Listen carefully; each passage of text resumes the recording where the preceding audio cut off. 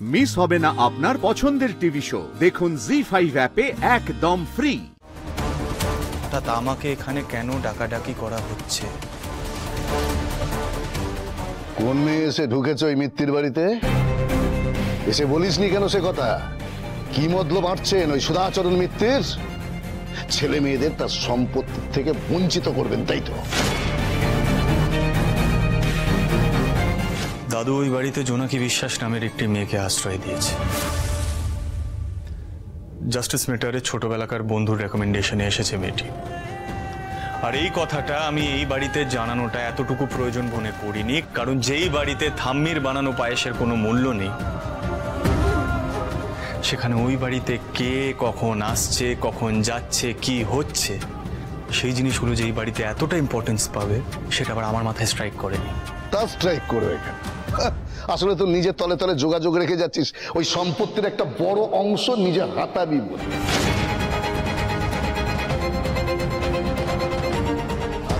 Ricky, Rusha, বাড়ি চলো। হ্যাঁ চলো। জেঠাই, জেঠিয়া, আজ তাহলে আসি। ভাইয়া, টেক কেয়ার।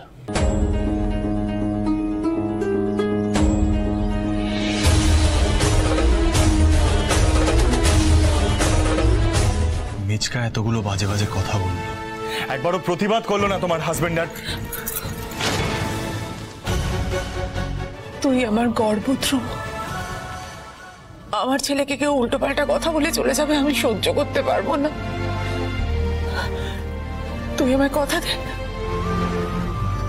তুই একাও বাড়িতে যাবি না। তুই গেলে আমাদের সবার সঙ্গে যাবি, আলাদা না। মা প্লিজ। তুই দেখ মেজ ঠাকুরপো মনে মনে কি সব ভাবছে।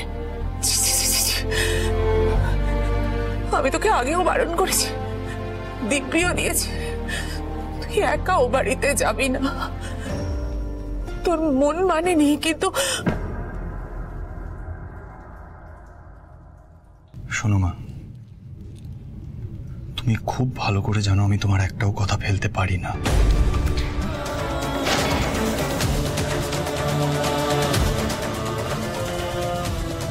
কি অবস্থা করেছো নিজের? হ্যাঁ, just look at yourself. What have you done to yourself? এই যে তুমি বললে না যে আমি তোমার গর্ব,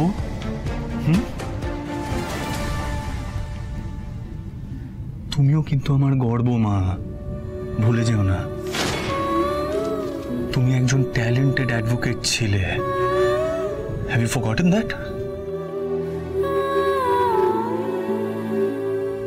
দেখো মা,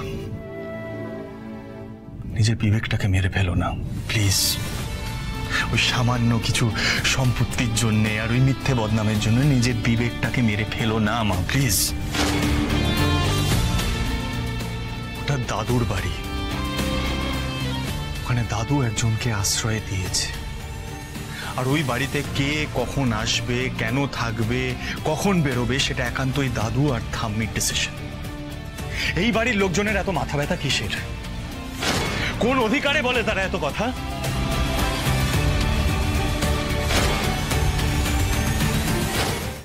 জি5 ডাউনলোড করুন আর সব এপিসোড দেখুন একদম ফ্রি।